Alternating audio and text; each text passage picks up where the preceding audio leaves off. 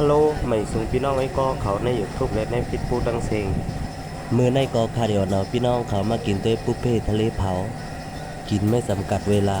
ยังมีแถมบอกกุ้งข้างๆโต้ด้วยสั่งว่าพี่น้องไอ้ก็เขาสนใจใครกินด้วยไหน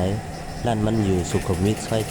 70อยู่ใกล้ๆสถานีอุดมสุขา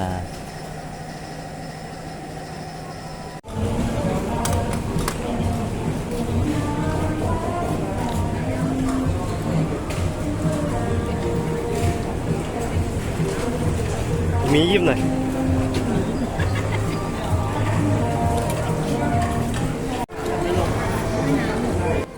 ย้อนมันเป็นลั่นจืดเสียงหลังตีนึงแลก้นก็มากินน้ำแต้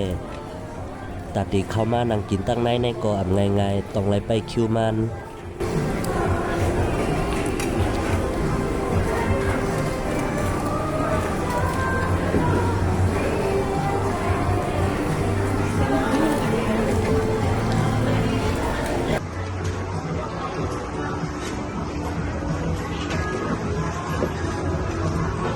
พระปู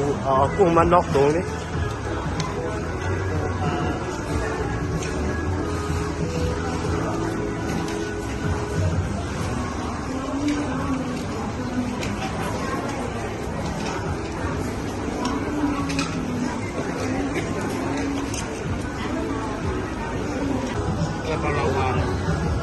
อร่อย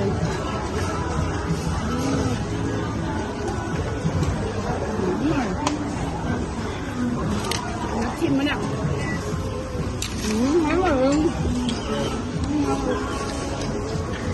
สั่งว่าเขาใครกินกุ้งในอ่ำต้องไข่ที่นั่งเอากิมกิบขึ้นมาตัวเป็นใส่น้ำแข็งให้มันซอกยาวกว่าอย่างกินไรยาวอันเกี่ยวสิเป็นเต้ย้อนว่าคังตัวเขากินเมียบอกกุ้งกุโต้คาจะดิ้นเลย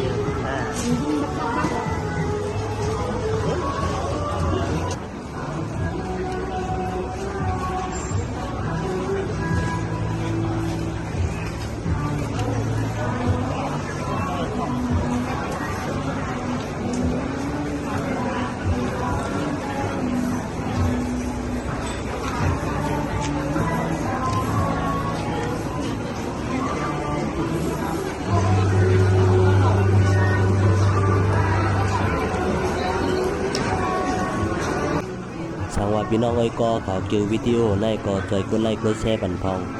นั่งเฮตีหันไลค์คลิปวิดีโอใหม่ๆที่มานั้นย้อนให้ติดตามไว้เสียกรรม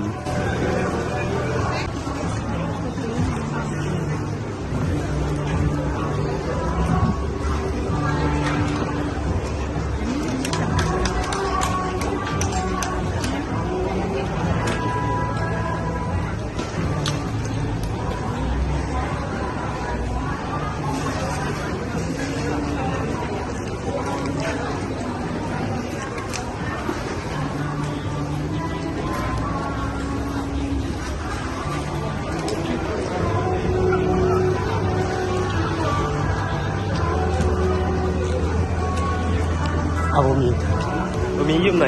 บะหมี่ทำไมตัวใหญ่ตัว